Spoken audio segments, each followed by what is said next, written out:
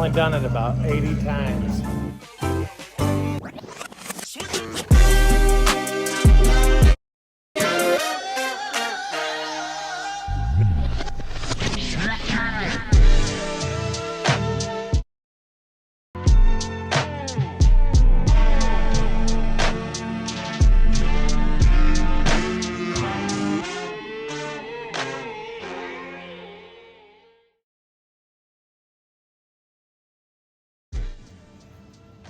What you're looking at is the exhaust vapors from the engine block PCV system. Pretty neat for 54. Hey guys, so one thing I was looking at here, noticed down here, I was like, what is going on with this? Hard to see. And then I started looking, I'm like, oh, that's a wishbone for the suspension.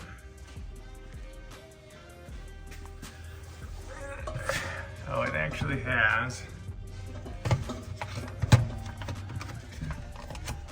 a light here.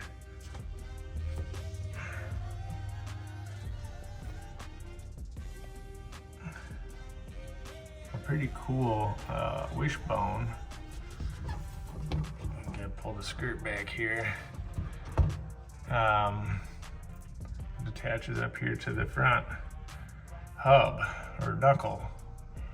So you get some pretty decent handling that you normally might not have on an old car like this. I know some cars have wishbones and shims like muscle cars and whatnot, but pretty neat for a 1954 big American car.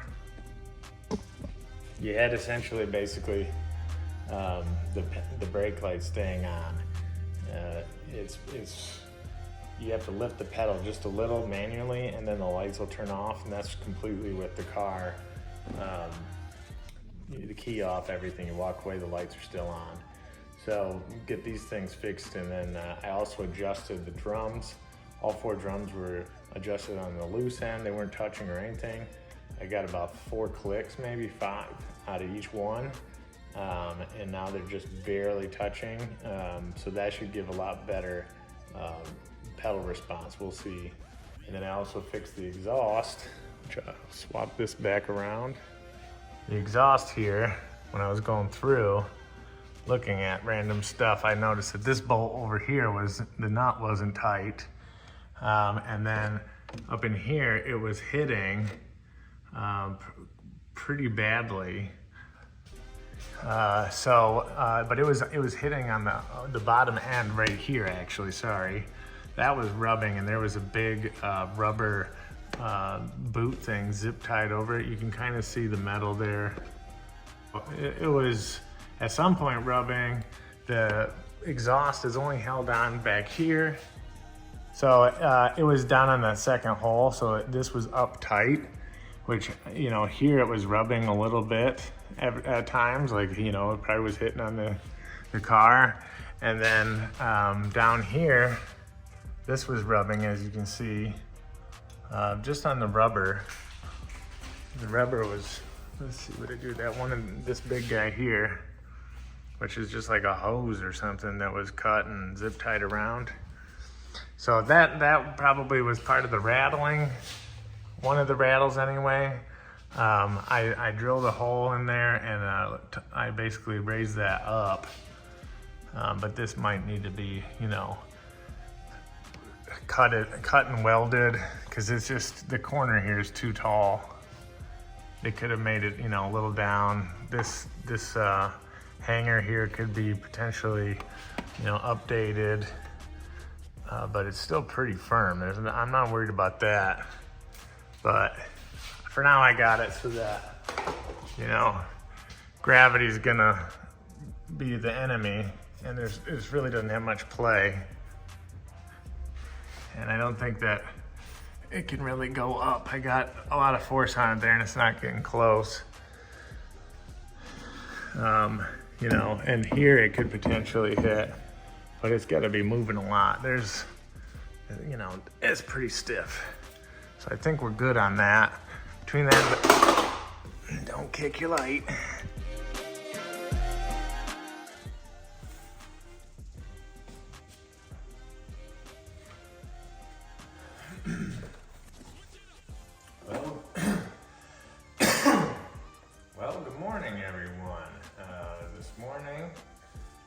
Got this 4 Uncles 16-piece coolant pressure tester kit. I got it on Amazon. It was really cheap, so that's why I bought it, and it looked like it was, you know, it would do the trick. It comes with a manual pressure pump. You got, I don't know why I would need this necessarily, but there's a thermometer in here.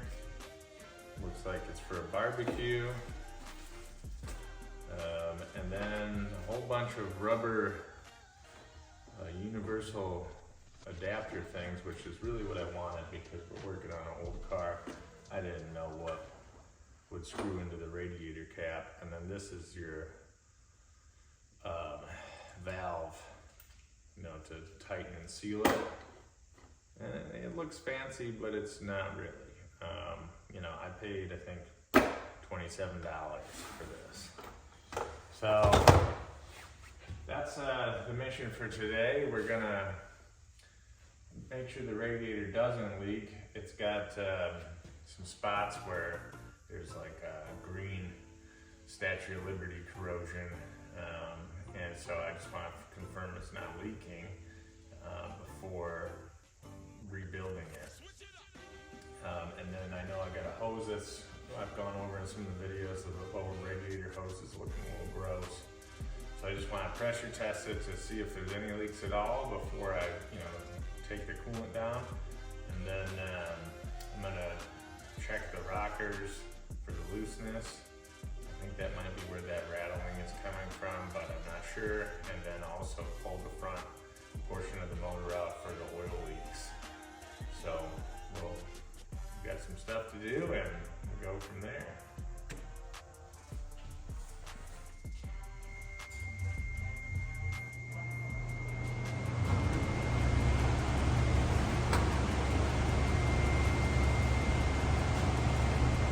I don't know if you can see it, but AC 7 pounds. So it's only 7 pounds of pressure on the coolant for this thing before it releases. So that's not a lot, but by today's standards.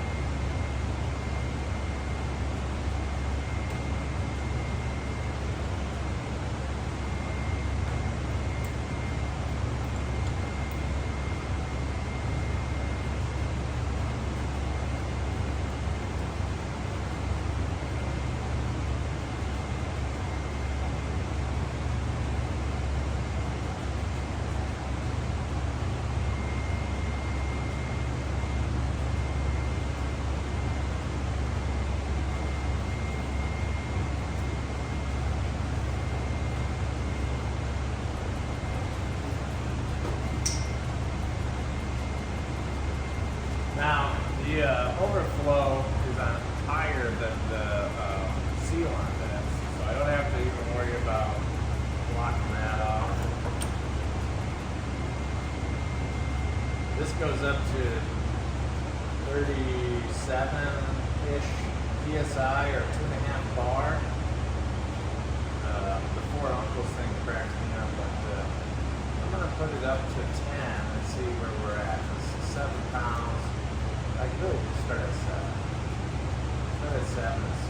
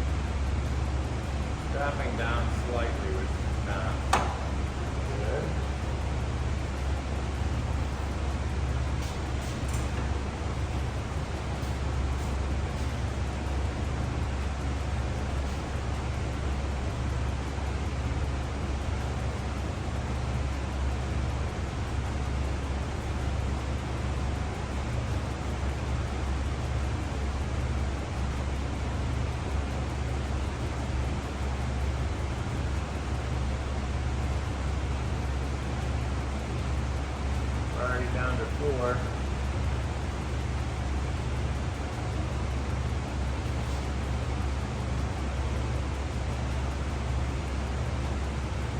But I got no drips.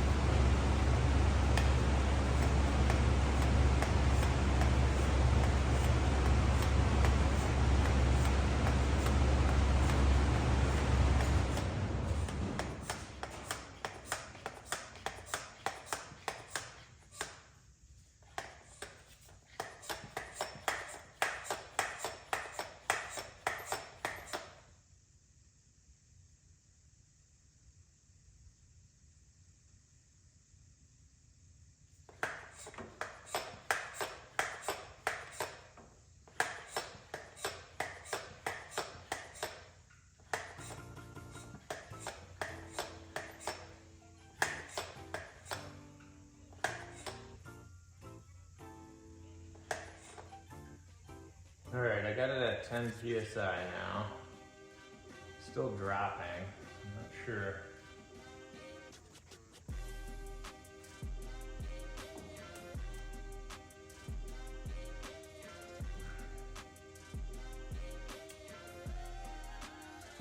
I think it was just maybe not tight enough.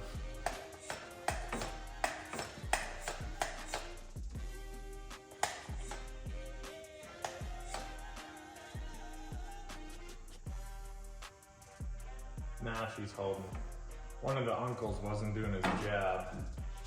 So we got it pumped up to 10. It's holding. I don't see any leaks or hear any leaks. Even that hose down there that's kind of suspect is not leaking.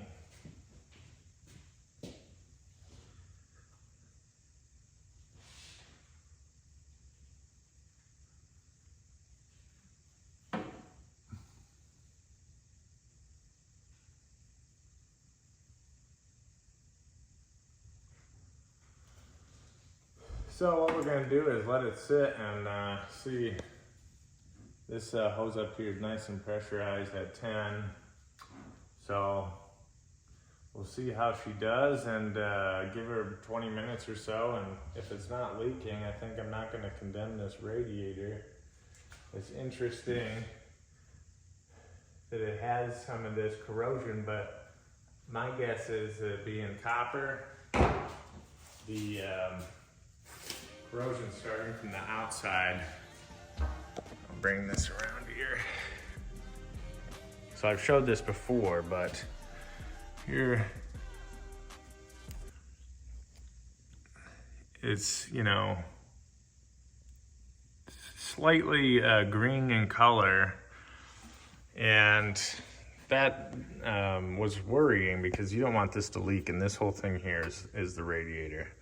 So, and then down in here, this hose, can't really see very well. Let me grab my flashlight. You can see it's,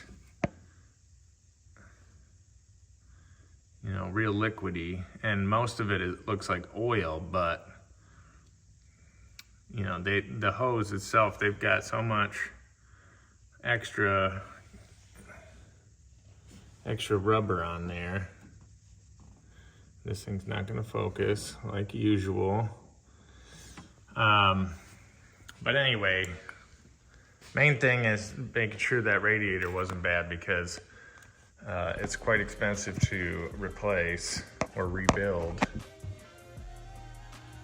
And I didn't want to rebuild it if it didn't need it, but we also don't want to have a radiator failure and then break down somewhere, because that's way more costly in the long run. but I'm thinking that the radiator is going to be fine. But I'm still going to remove it because I want to get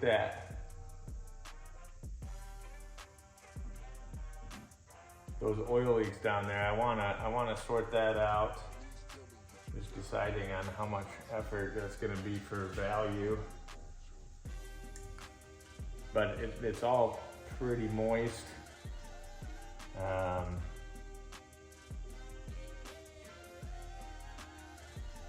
I don't know. I think that it would be worthwhile because it's gonna have to get done eventually, and it's going on to the exhaust. You know, it's just one of those things, like it's not that much work for, oh, I do see a leak right here for the coolant.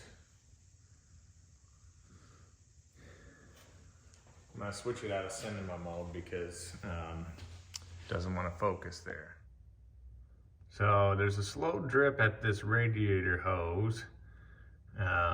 We'll see a drip here in a second, but this is why I got the thing. See the coolant there, bloop?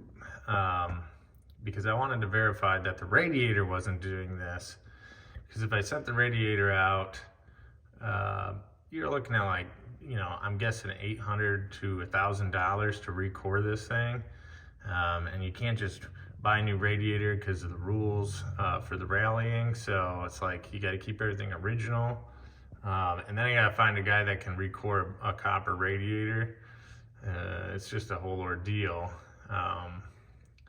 But if the radiator wasn't leaking, then hey, we can move on to other fun stuff. So.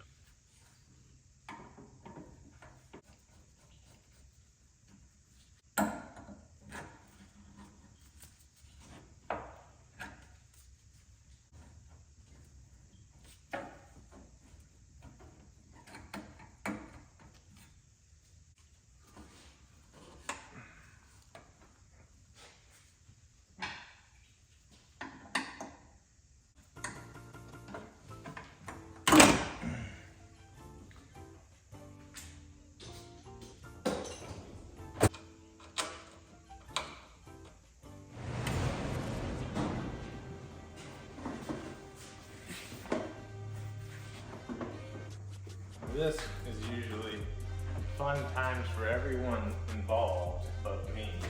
I got the radiator cap off here still, so it's gonna be a shower. See if I can, you know, not take a bath. I clean this out so I can reuse the coolant if I need to. If it's gross, then I'm not gonna, but I have a feeling this is gonna dump all over me.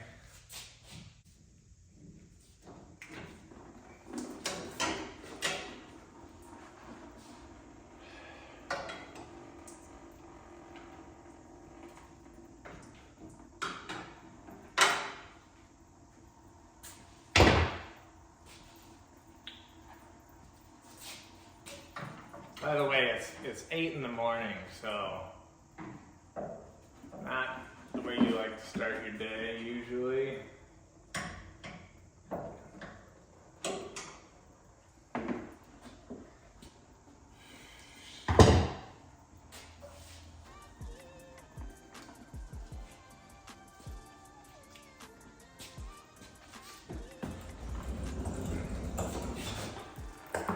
The coolant looks kind of gross, so I'll probably change it.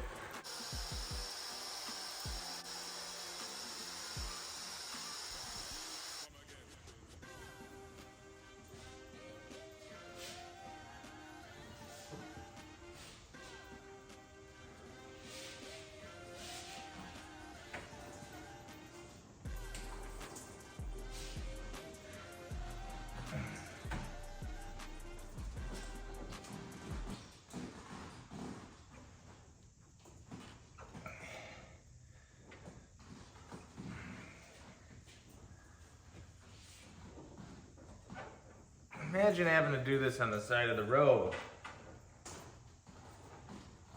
That's how I think about all these repairs, because 1,000-mile race, anything can happen. And I'm gonna be the one doing the repairs.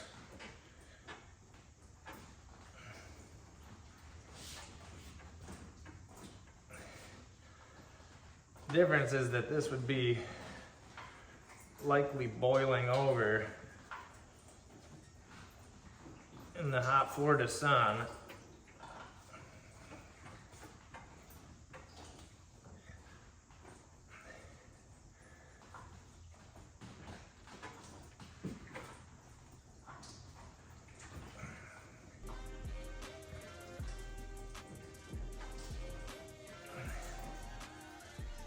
Hey.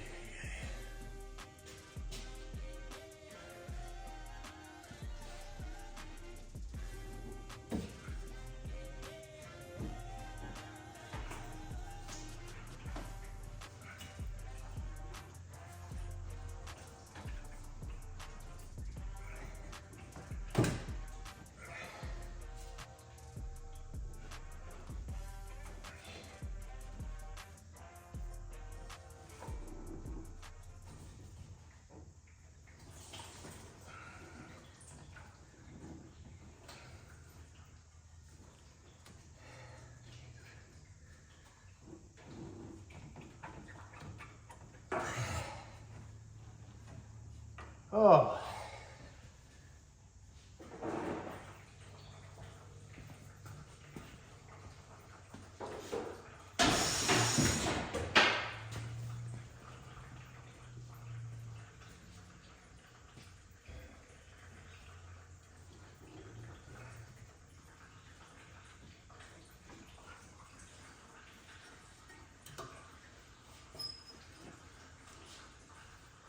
Problem is they made this hose so long in such a short space.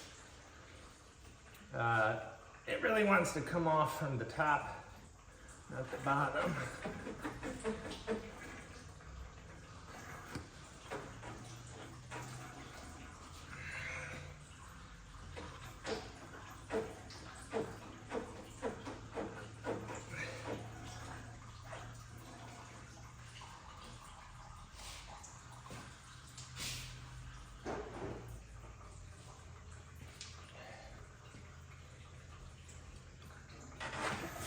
Oh boy.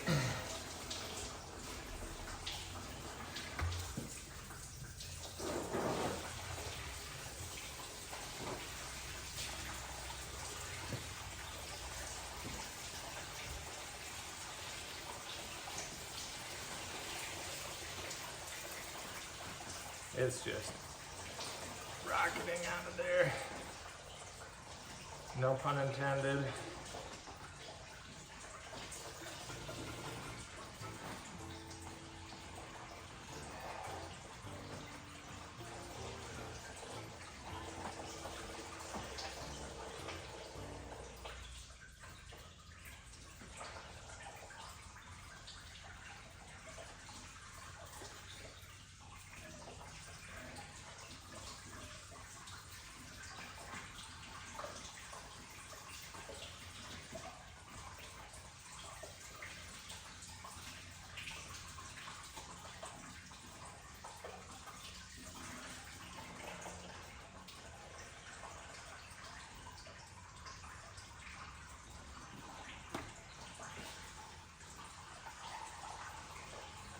None of it's going in the bucket. This is lovely.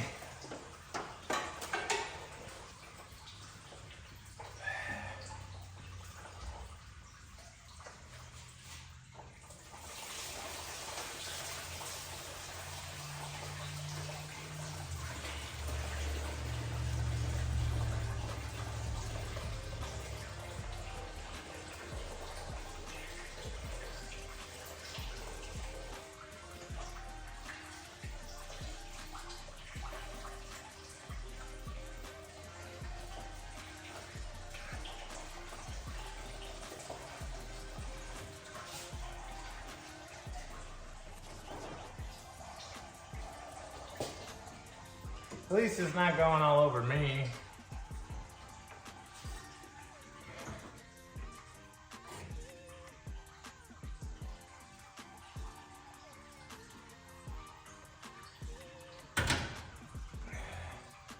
Don't do that.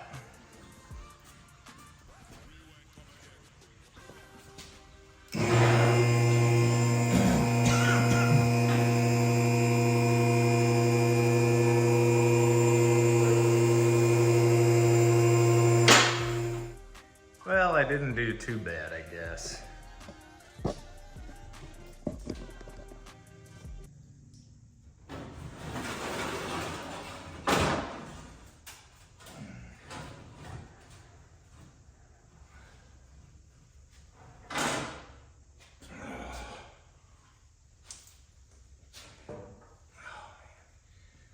That's got to weigh like 50 pounds,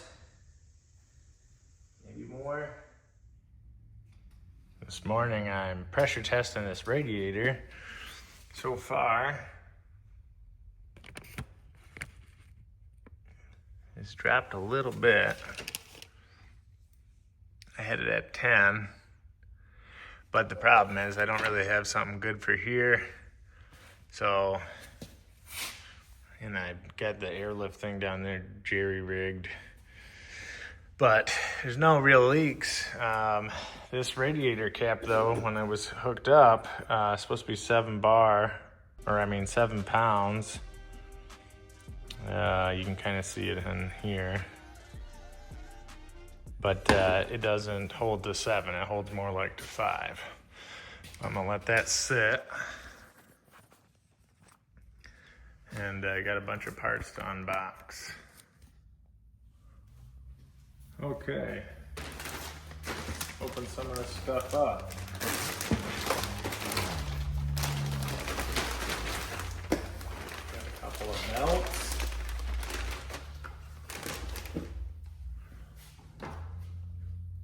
Here's the old belts. I matched the numbers, so they should be the identical ones that came off.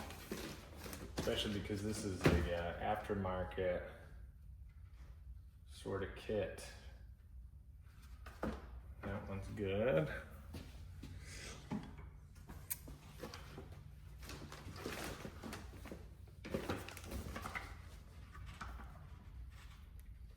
Love it when a plan comes together. This one, you can see here, all sorts of cracked. So see in there, that's why I'm replacing it. Ooh, actually, if I get it in the front of this. Anyway.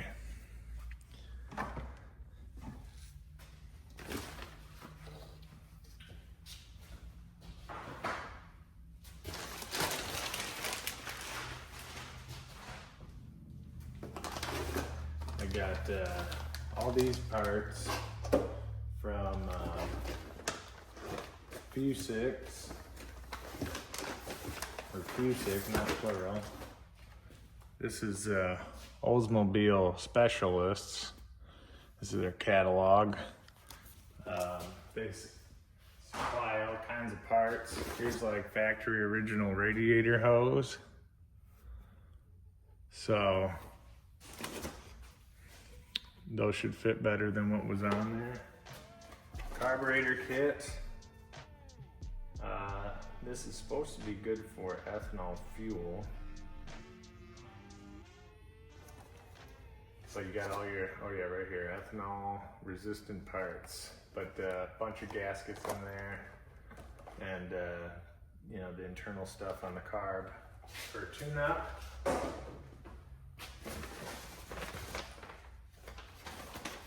This is the timing cover gasket set. Put it in a nice little envelope for me.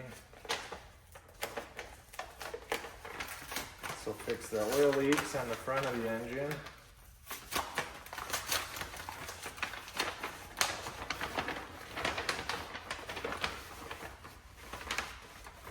Gotta be careful because they're just paper, really. That's probably why they're leaking. And the front crank seal. And then this is a redundant gasket for the fuel pump on the side. Should be in that fuel bowl kit. I got valve cover gaskets. These ones are cork instead of the rubber ones that were on there. I couldn't find rubber. Also, I think these will work better. It won't last as long, but it won't get hard either.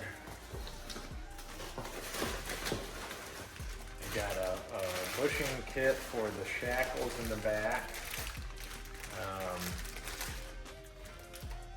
There's a front and rear kit. Shocks in here too. These are Gabriel's. I believe these are original to the car. The ones that were on there, I think are Monroe's. They're blue. And these are actually quite a bit more money than those. You can see, you know, visually it doesn't look like much difference, but this comes with the bushing here. This is gonna go through here like that. So, hardware kit, new rear shocks, these are for the rear. And I think that's it. So, that's a lot to go with for now. And then, thought I ordered, might be the timing cover front kit, water pump seal. That's got to come off. I'm gonna have to get a new radiator cap, and which I'll order that tonight, and then I gotta still sort out the positive and negative terminals for the battery, but things to go with for now.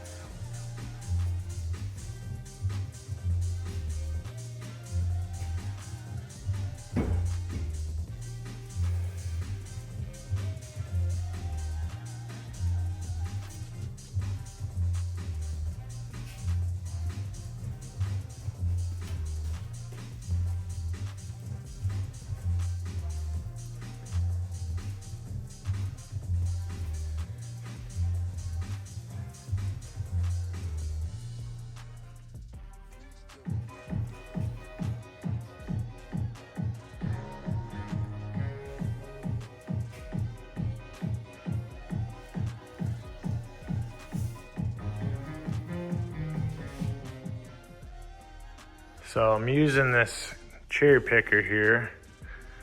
I'm holding it up by this sprocket for the power steering pump. This has, been loosened. It's touching just slightly, but it should be okay. Because down in there is the front engine mount. So I just lifted it enough to where I can get that cover off, and hopefully no issues will happen when I loosen that. We'll find out. And then I can get this whole cover off and then do the seals behind it. So I didn't want to pull that mount off and have the whole engine be flopping down. So this is just more or less a support. We'll see what happens.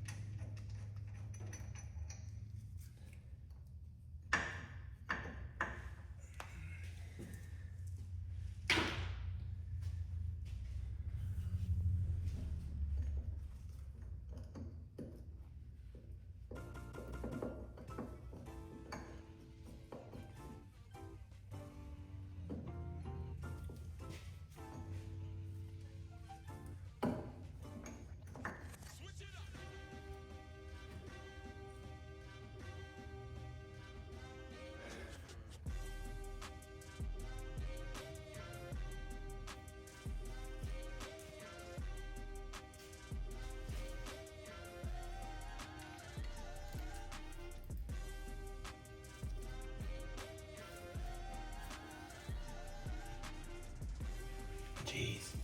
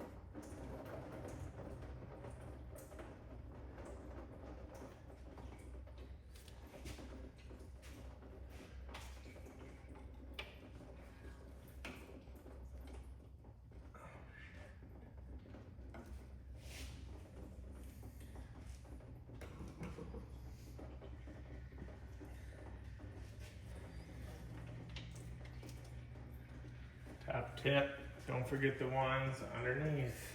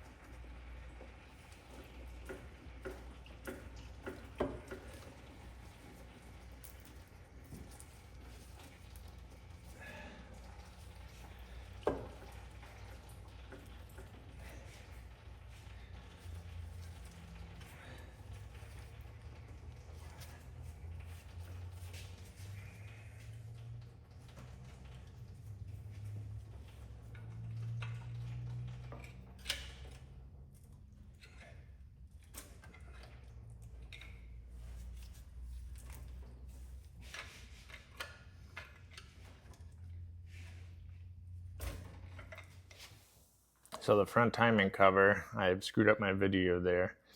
When I pulled this off, this gasket here is part of the oil pan. It's a U-shaped thing, and it sits like this. So I took the oil pan off to be able to re-gasket it. So there's a bunch of RTV, which made me worried if you're getting caught in the catch screen. Here's where it sits. It's also got this paper gasket on the sides, and then there's one in the back.